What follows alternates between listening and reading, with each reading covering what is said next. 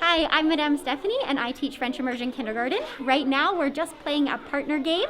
Come on in and play with us.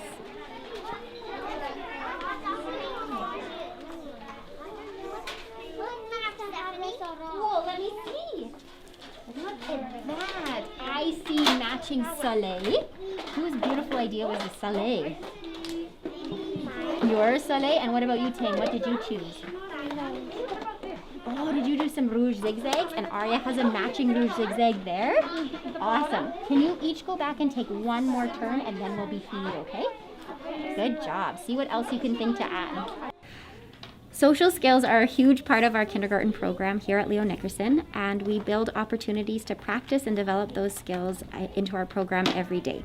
Today, we kicked off our lesson by reading a book called Une mitaine pour deux. The students then had to find a partner that had the matching mitten to the one that they had chosen. With their partner, they worked together to create matching mittens so that they would have a pair. So you put a little point, Jordy. And then you put a little circle, then the big circle, okay?